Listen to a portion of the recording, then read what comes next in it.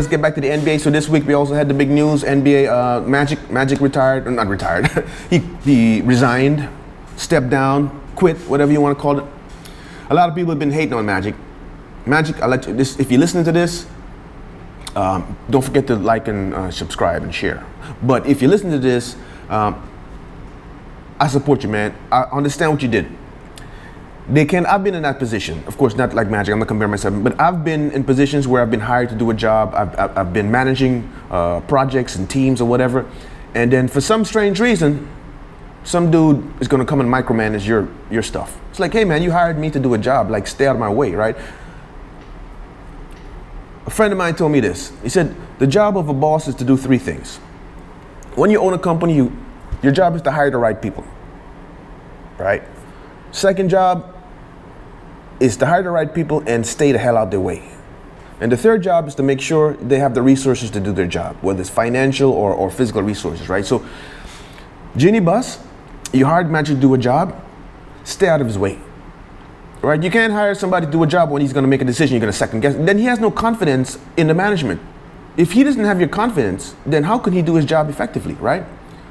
And another thing, I don't want to talk about it too much, but it's like, yeah, that's your sister, right? But there's a difference between family and a professional relationship. That's what a lot of people don't they learn the hard way, is that family is family, friends is friends. But once you cross that professional line, then the lines become blurred, right? And then your best friend or your sister or your brother, whoever, now they're your boss, you're not gonna like them as your boss.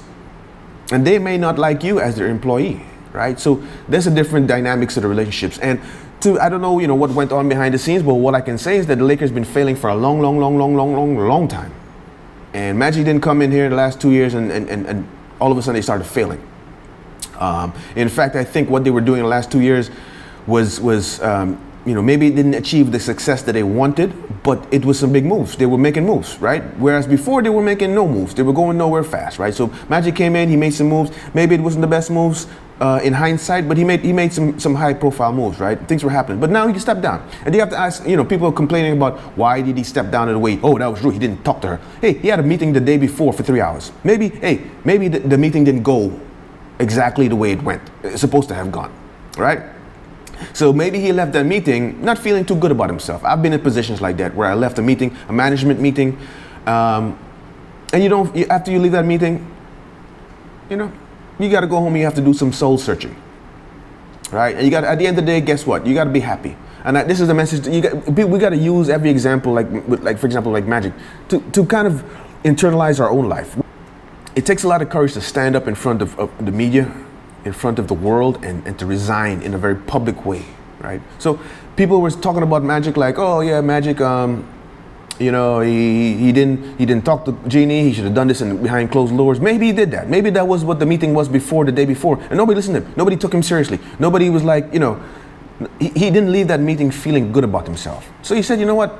I'm gonna go home. I'm gonna think about it. I'm gonna come here. I'm gone, right? So we don't know what's going on behind the scenes, but I think as more and more things come out, I think we will, Magic will be vindicated. Like I said, when I saw him, and I saw it when he did it live,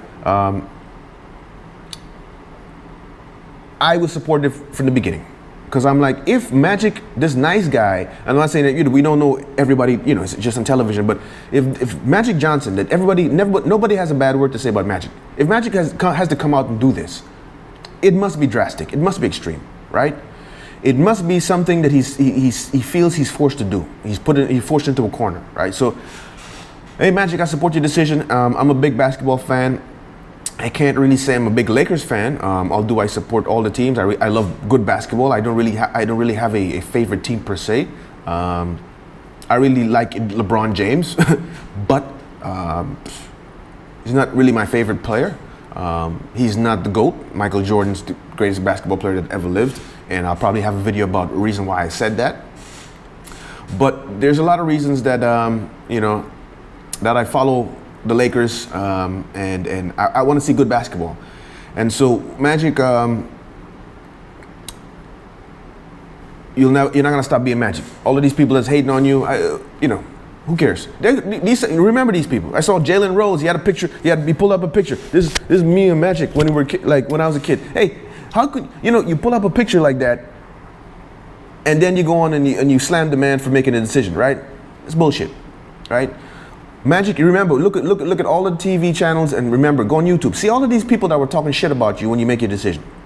Because in a few weeks, in a month, in a year, maybe they're gonna go, oh, Mike, I wasn't talking about you. Oh, sorry, Magic, I wasn't talking about you.